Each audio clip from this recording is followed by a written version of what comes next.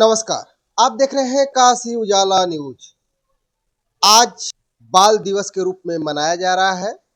आज वाराणसी में हमारे साथ बाल परियोजना अधिकारी बैठे हुए हैं, उन्हीं से हम बात करेंगे। बहुत बहुत स्वागत है सर हमारे चैनल में। धन्यवाद सर। आज सर बच्चों के बीच में अच्छी अच्छी बातें आप कहे। आज बाल दिवस भी है, तो बाल दिवस के रूप में आज जागरूकता शिविर कैंप भी लगाया गया था इस विद्यालय में। क्या कहना चाहेंगे सर?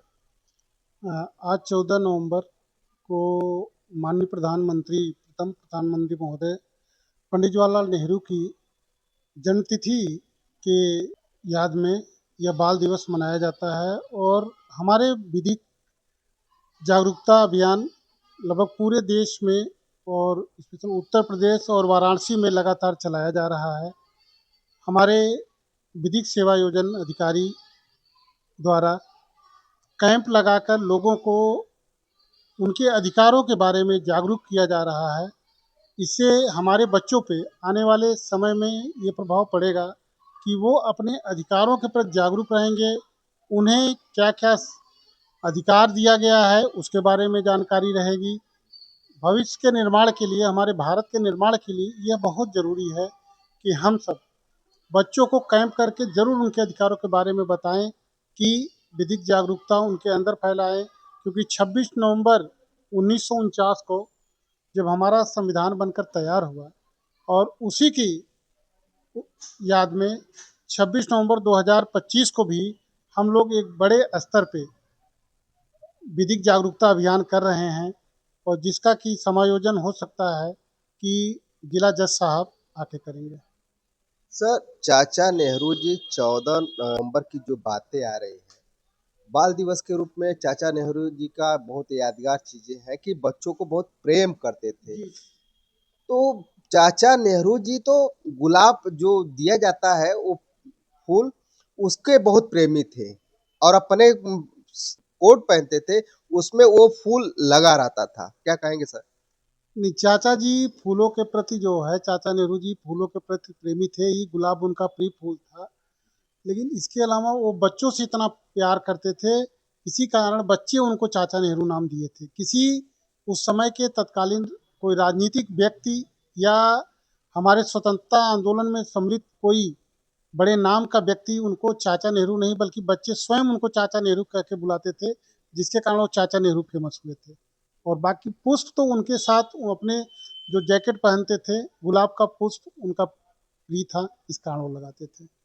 और इसी भारत के लोगों का एक मांग थी कि यहाँ से हाथी बच्चे देखने की इच्छा कर रहे हैं, तो एक हाथी लाए थे। इसके बारे में कुछ जानकारी है सर? जी, उस समय जो सफ़ेद हाथी होती थी वो सिर्फ थाईलैंड में होती थी। जब बच्चों ने उन्होंने पेपर में पढ़ा, लोगों की मांग को सुना, तो उन्होंने थाईलैंड से स्पेशल बच्चों को देखने के लिए सफ़ेद हाथी मंगवाया था। बाल दिवस के रूप में प्रत्येक विद्यालय में मनाया जा रहा है और आपके आर्यस शिक्षण संस्थान में भी बाल दिवस के रूप में मनाया गया। क्या कहना चाहिए? हमको सर बहुत अच्छा लगा और बच्चे इसी तरह प्रोग्राम को मतलब बच्चे आगे बढ़े, मेरे आपको कर रहता है। और टैलेंट बच्चों के लिए आपका विद्यालय क्या करता है? प्रत्येक साल सर अनेक प्रकार की मतलब कि प्रतियोगिताएं कराती हैं और इसमें बच्चे भाग लेते हैं। आपके विद्यालय में लगातार देख रहे हैं छोटे बच्चों से लेकर बड़े बच्चे तक पढ़ने में अव्वल आते हैं। हमेशा इस विद्यालय से परसेंटेज उठता रहता है, लेकिन यहाँ की सबसे अच्छाई क्या लगती है इस विद्यालय में पढ़ने के लिए जो बच्चे आते हैं, क्या दिक्कत है? जी सर, यहाँ पर मतलब कि मेरे यहाँ जो गार्जियंस हैं उनका सबसे बड़ा सपोर्ट है और बच्चे तो भाई बच्चे ही हैं और टीचर्स लोग का भी बहुत बड़ा योगदान है सर यहाँ के स्कूल पर, हमारे यहाँ।